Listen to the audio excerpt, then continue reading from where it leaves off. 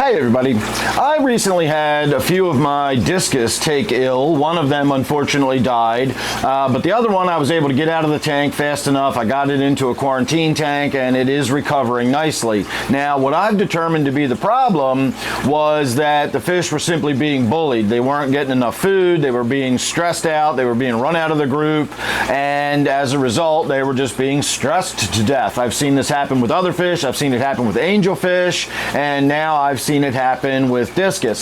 So the second fish that was getting bullied did get removed in time. It's recovering nicely, as I said, but that's all that was going on. There was no illness, there was no fish disease, and most importantly, there were no parasites. And that's what today's video is going to be all about. It's going to be about parasites in our aquarium.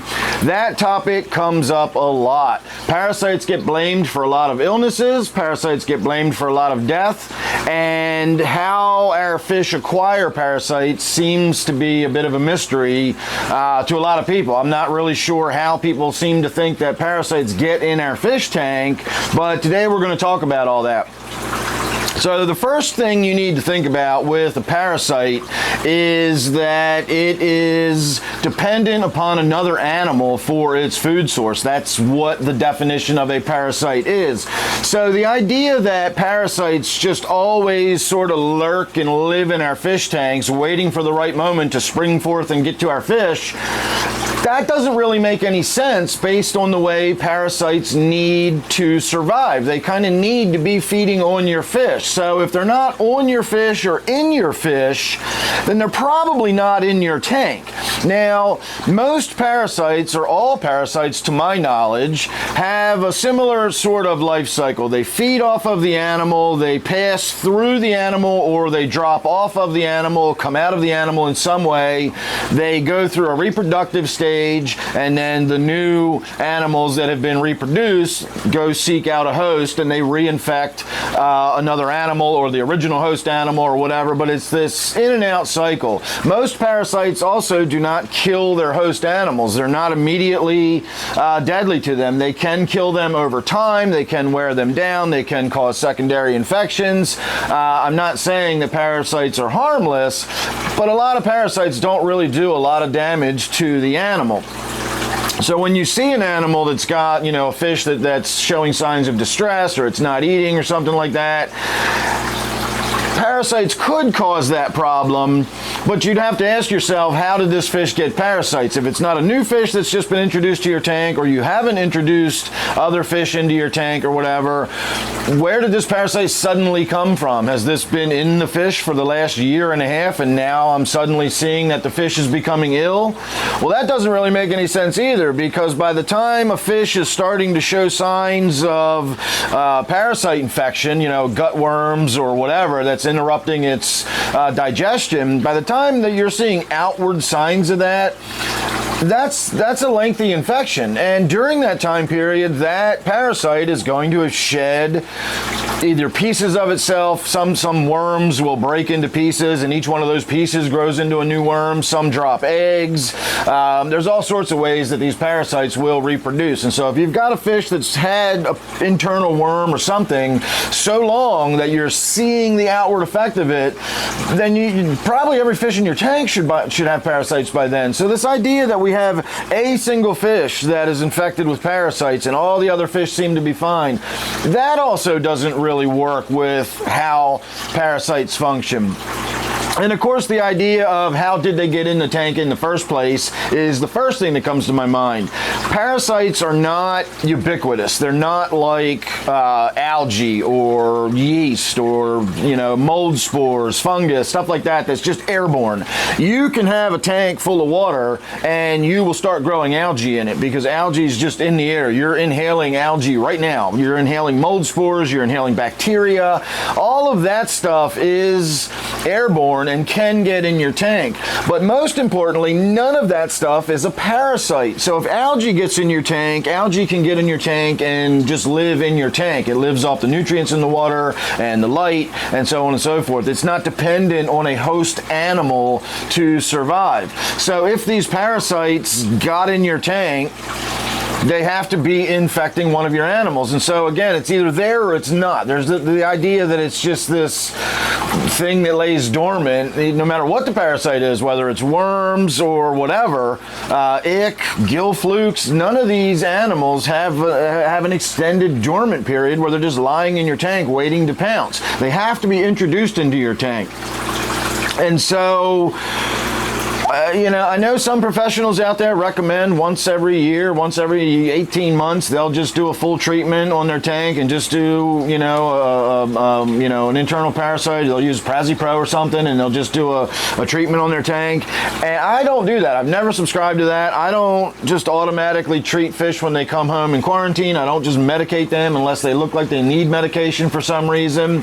And when it comes to the parasite, that just is not my go-to assumption that they've got a parasite in them if something's wrong, if they're skinny or they're not doing well or something. I don't immediately jump to the idea that it's a parasite, especially if it's a tank, a fish that's been in my tank for a year and then starts looking sick all of a sudden. Again, how does a parasite just get in your tank like that? It's not airborne. They have to come in the form of eggs or in an infected animal. You have to bring in, fresh substrate right out of another tank, and that substrate might have the eggs in it, or maybe a plant that you've transferred from another tank might have the eggs on it. I'll even grant you that if you're using a dip net in a tank, and you may get, some contamination in the dip net, and you can transfer them from one tank to another. But the other tank you were dipping out of also would have to have the parasites in it, which again, you'd probably know about if they were in there. So it concerns me that that's such a go-to thing in the aquarium hobby, and we so regularly and readily dose our fish with these medications when there's absolutely no need to. Again, think about it this way. Do you yourself take a deworming dose? Now, ivermectin notwithstanding, I know there are some people out there who, for their own reason, have chosen to eat ivermectin, but most of us do not do a monthly or annual worming on ourselves. Why would you? It's not going to hurt you, but there's no reason to do that. And I feel the same way with my fish. I know that doing a worming treatment on my fish once a year is not going to hurt them. But why would I do it? There's no need to do that. I can dose my tank right now with Canaplex if I wanted. It's not going to hurt them. I can pour a bunch of Ick-X in the tank if I wanted. It's not going to hurt them. There's a lot of stuff I can put in the tank that's not going to hurt them.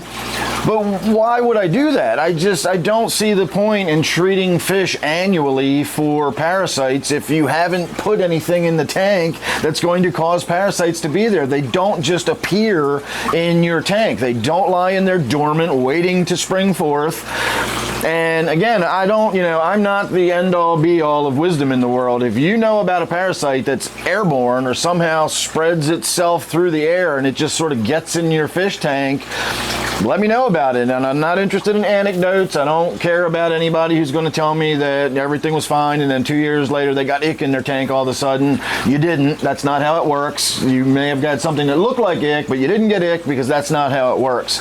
And on that final note, I will say that the most common ick look-alike is called Epistylis, and that does live in our tank all the time, but it's not a parasite. It does not feed on our fish. It feeds on bacteria. So that is not the same thing as a parasite living in our aquarium. It's an organism that feeds off of the bacteria. It lives in your filter, lives in your substrate, and as long as your bacterial loads are normal, then everything stays in check. If you have an explosion of bacteria in the water, you have this excessive amount of food source for this Epistylis, then it just starts growing everywhere and it starts spreading out, moving through the water and attaching to all sorts of stuff, including the bodies of your fish. But it's the same thing as like a barnacle. A barnacle is not feeding on the whale that it's attached to. It may cause health problems, it may cause issues secondarily to that whale, but it's not feeding on the whale. It's just hitching a ride and using the whale to move it through the water so it can get to other food sources. The Epistylis does the exact exact same thing with our fish. It gets all over the fish, but it's not feeding on the fish. It's just growing on the fish, and it's feeding on the bacteria that is in the water. So there are things that do live in our tank all the time that under the right conditions can erupt out and get onto our animals, but these are not parasites. A parasite has to feed off of another animal. So there are times where it's not actively in the animal, but that's only when it's reproducing, and then it's right back into the water column looking for a fish to re-inhabit. It's going to be in some part of that cycle somewhere. There's no time where it just says, you know what, we're going to hang out down here on the bottom of the tank for a year or two and then resume our life cycle. It just simply doesn't work that way. There's no pause button on their life cycle. It's either actively infecting your animals or it's not in your tank. That's how parasites work. So again, I'd be interested to hear anybody else's experience. If you've got some anecdotal stuff you want to share with me, that's fine, but bear in mind, I don't put a lot of weight into anecdotal stories. If anybody has any peer-reviewed papers or articles they can share with me, you know, anything that might help as far as me learning why is this such a common phenomenon? Why do so many people seem to think that parasites just get in our fish all the time? Because they simply don't. They just don't.